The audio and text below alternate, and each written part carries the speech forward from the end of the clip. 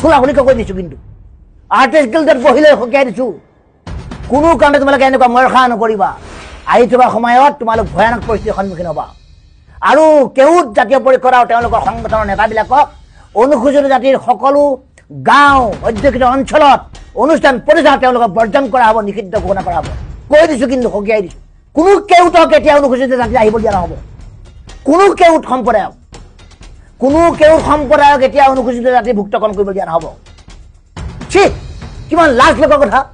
কিমান লজ্জাজনক কথা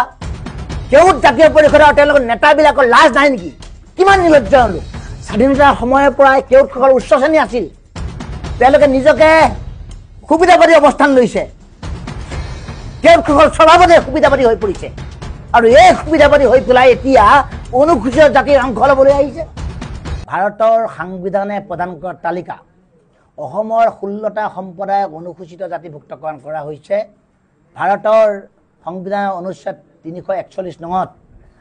এই তালিকাত আপুনি যে দেখিছে 16টা ইয়াতে সম্প্ৰদায় এই সম্প্ৰদায়ৰ মাজত কেউট জনগোষ্ঠী বা কেউট সম্প্ৰদায়টো ক'ৰবাত আছে নেকি আপোনালোকে চাওক ক'তো নাই নাপায় আপোনালোকে কোনো তথ্য নাপায় ঠিক তেনেদৰে 1993 চনত ভাৰত চৰকাৰে প্ৰকাশ কৰা দ্য গেজেট অফ ইণ্ডিয়া এই গেজেট অফ ইণ্ডিয়াৰ যি তথ্য এই তথ্যৰ সৰ্বভাৰতীয় পৰ্যায়ৰ 41 নং ক্ৰমিক নঙত কেউটসকলক OBC মৰ্যাদা দিয়া হৈছে অৰ্থাৎ স্বাধীনতাৰ সময়ৰ পৰাই কেউটসকল উচ্চ শ্ৰেণী আছিল তেওঁলোকে নিজকে সুবিধাবাদী অৱস্থান লৈছে কেউটসকল স্বভাৱতে সুবিধাবাদী হৈ পৰিছে আৰু এই সুবিধাবাদী হৈ পেলাই এতিয়া অনুসূচিত জাতিৰ অংশ ল'বলৈ আহিছে ঠিক কিমান লাজ লগা কথা কিমান লজ্জাজনক কথা কেউট জাতীয় পৰিষদ আৰু তেওঁলোকৰ নেতাবিলাকৰ লাজ নাই নেকি কিমান নিলজ্জ লোক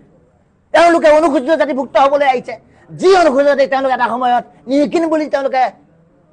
ঠাট্টা কৰিছিলে ইটিকিং কৰিছিলে সমাজৰ পৰা আঁতৰাই দিছিলে আমাক মাছ বেচাৰ কাৰণে চাফাই কৰ্ম কৰাৰ কাৰণে আৰু এতিয়া আমাৰ অনুসূচিত জাতিৰ আহি কেউট সোমাবলৈ আহিছে কোনো কেউটক এতিয়া অনুসূচিত জাতি আহিব দিয়া নহ'ব কোনো কেউট সম্প্ৰদায়ক এতিয়া অনুসূচিত জাতিভুক্তকৰণ কৰিব দিয়া নহ'ব আমি সেইবাবে অনুসূচিত জাতি যুৱ পৰিষদ অসমে কেউট সম্প্ৰদায়ৰ নেতৃবৃন্দ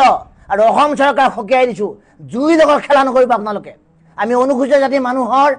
সৰলতা দুৰ্বলতা বুলি আপোনালোকে নাভাবিব আৰু যদি ভাবিছে নহয় ভয়ানক পৰিস্থিতিৰ সন্মুখীন আপোনালোক হ'ব ইতিমধ্যে অহা 23 তাৰিখৰ পৰা আমি কেউট সম্প্ৰদায়ক অনুসূচিত জাতিভুক্তকৰণৰ প্ৰতিবাদত ৰাজ্যব্যাপী আমি আন্দোলন ঘোষণা কৰিছোঁ আন্দোলন চলিব এতিয়া লাহে লাহে লাহে লাহে আমি অতিথিপৰায়ণ জাতিয়ে অসমৰ সকলো জাতি জনগোষ্ঠী নিজৰ বুলি ভাবিছিলোঁ আৰু এতিয়া চুকত থাকি বুকত গুৰ মৰাৰ দৰে কেউটে কৰিবলৈ আহিছে কেউটক ৰেহাই দিয়া নহ'ব খুব খোলাখুলিকৈ কৈ দিছোঁ কিন্তু আৰ্টিষ্ট গিল্ডত বহিলৈ সকীয়াই দিছোঁ কোনো কাৰণে তোমালোকে এনেকুৱা মৰখা নকৰিবা আহি থকা সময়ত তোমালোক ভয়ানক পৰিস্থিতিৰ সন্মুখীন হ'বা আৰু কেউট জাতীয় পৰিষদ আৰু তেওঁলোকৰ সংগঠনৰ নেতাবিলাকক অনুসূচিত জাতিৰ সকলো গাঁও অধ্যুষিত অঞ্চলত অনুষ্ঠান প্ৰতিষ্ঠান তেওঁলোকক বৰ্জন কৰা হ'ব নিষিদ্ধ ঘোষণা কৰা হ'ব কৈ দিছোঁ কিন্তু সকীয়াই দিছোঁ Stay informed, stay ahead. News Any 365